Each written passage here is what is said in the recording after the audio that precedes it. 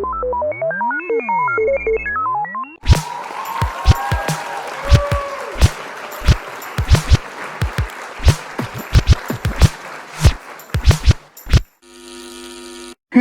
turn the lights back on. Wow. Retro electro tech. When real audio ruled the world. Well, hello there everyone, this is Retro Ernest of Retro Electro Tech, and on the intake table today is this McIntosh MCD7010 compact disc player. Pardon me, I had to take that call.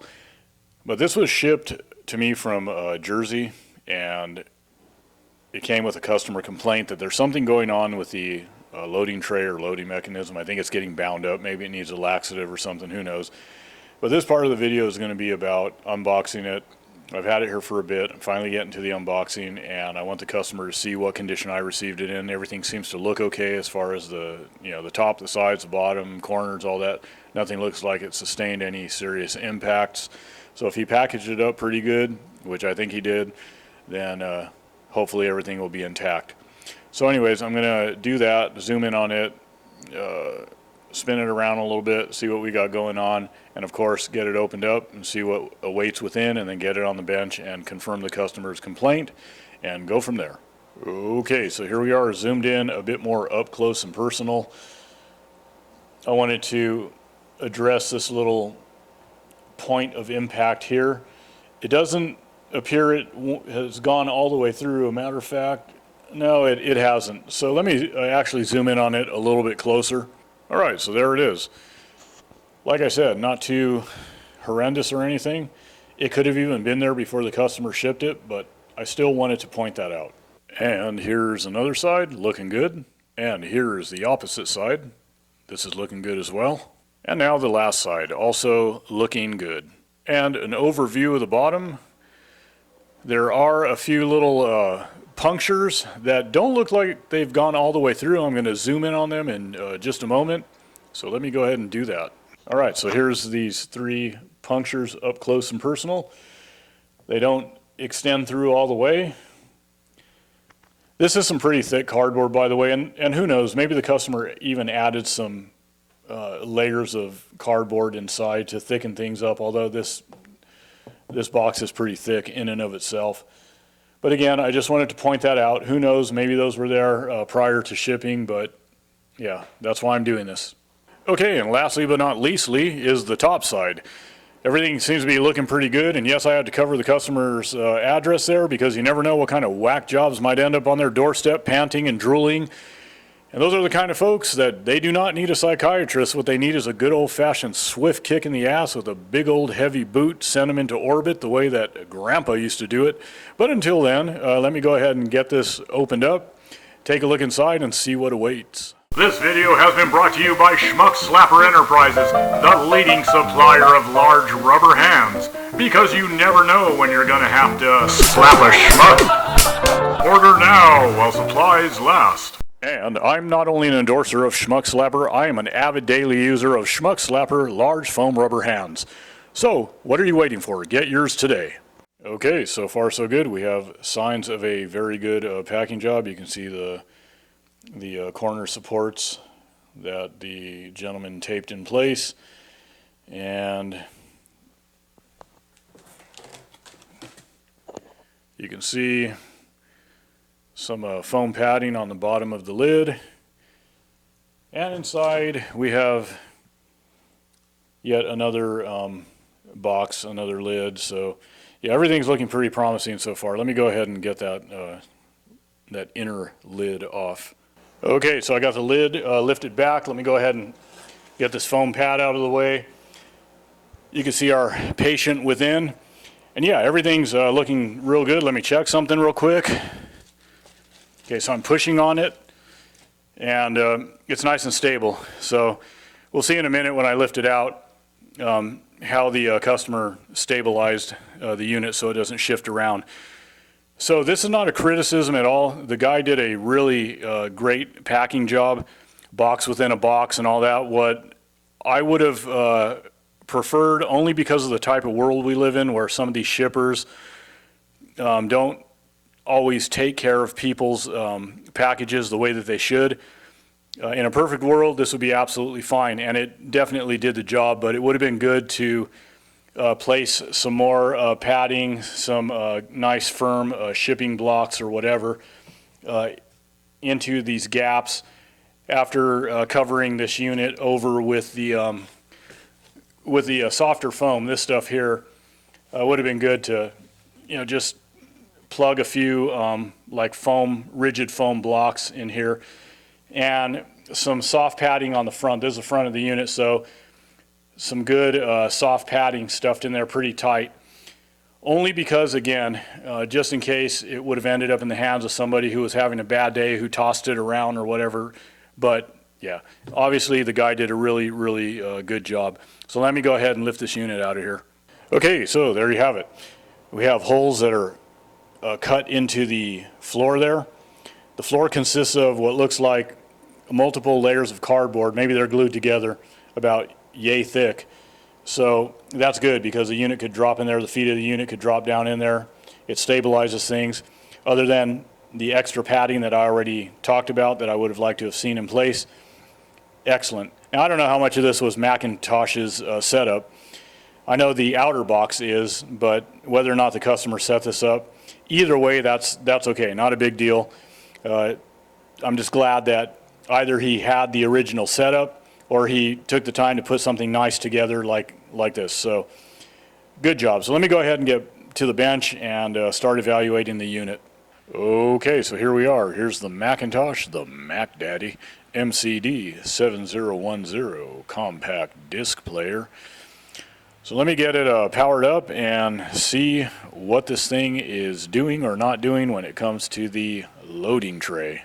Okay, so here we are, powered up, and you can see the display, it's working, and the CD is rotating, it's playing. However, there's another problem aside from the tray issue. Okay, and I know what the tray issue is, at least I'm about 99% sure. There might be something else going on, something bound up, but I'm going to point out what's going on with the CD tray in just a moment. But there's another problem that I need to address. First of all, yeah, it's playing right now, CD's rotating, but that's under heavy current limiting conditions. So I have a low wattage bulb pulled in for, again, some stiff current limiting, and the power supply, at least I think it's related to the power supply, seems to operate in a stable manner under low current, low voltage conditions. But when I give it a little bit more current, it pretty much shuts down. The display will kick off. Sometimes it does a few other things, like I've seen it go a little bit brighter. It'll display some nonsensical characters like, ones across the display, whatever. But, and then if I shut it off via the switch here and then turn it back on, it just won't come back on. The display will remain blank. And it's not that the whole unit is shut down, because the lamps that light up the face of the unit, not the display, but the face of the unit, will come on and all that. And an important thing that I forgot to mention that I need to mention is that when it's on the current limiter, it is not exhibiting any signs of trying to draw heavy current. The bulb luminance is staying completely dim. It's not trying to draw current and fail catastrophically, nothing like that. So nothing's dead shorting or trying to fail violently. But like I said, the power supply seems to destabilize. So maybe some bad power supply caps, maybe there's a problem within the voltage regulation circuitry or something like that, a regulator that's starting to poop the bed, starting to fail.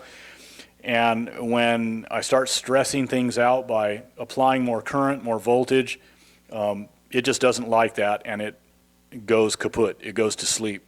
And the CD will shut down and everything. Right now it's rotating, it's playing a CD, but again, if I try to give it more oomph, more current, yeah, it seems to destabilize what I think is in the power supply, a problem in the power supply.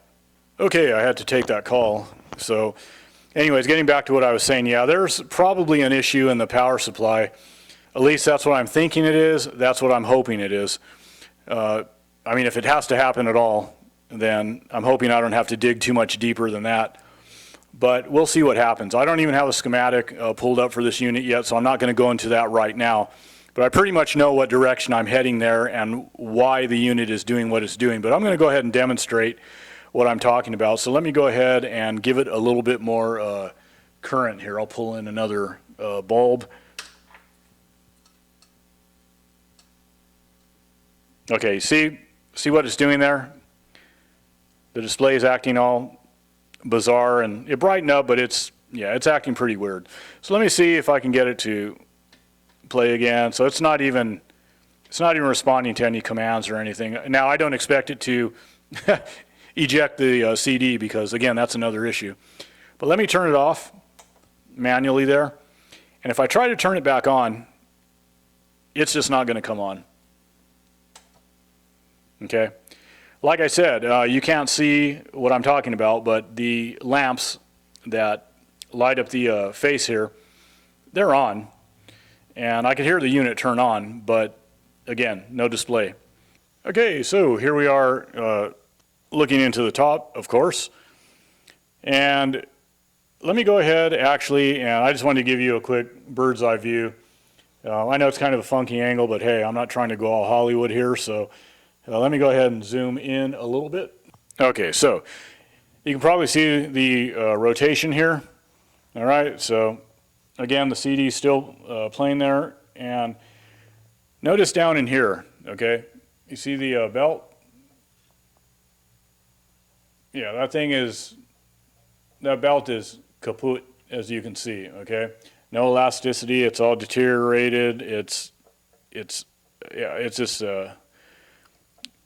loosen the caboose, no good. So as far as our drawer is concerned, well, I'm going to have to get into all this. I'm going to have to break into the mechanism, go in and check everything in there, replace the belt, obviously.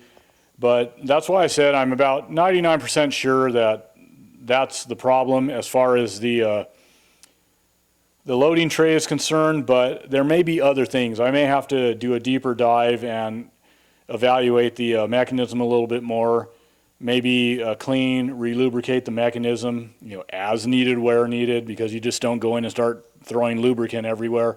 But I just need to kind of study the mechanism, see what's going on, see if anything is bound up, seized up otherwise, beyond a problem just with the belt. But again, I'm pretty sure we're just dealing with the belt there. But the main problem, like I said, is we've got an issue going on probably in the power supply, and something's destabilizing there when I'm giving it more current, more voltage. So there you go. So I just wanted to do this unboxing, check the condition of the unit, do just an initial assessment of what's going on here. So I need to get with the customer and let him know what's going on, what he's probably looking at, and yeah, then there will be a part 2 if he wants to move forward, of course. And at that time, I'll get it a little bit deeper into the breakdown of the mechanism and what I'm doing and the power supply and testing this, testing that. So otherwise, guys, thank you for hanging out. So as I always say, peace, love, music, and the vintage audio that brings it to your ears. Till next time, y'all take care. This has been a Spinning Head production.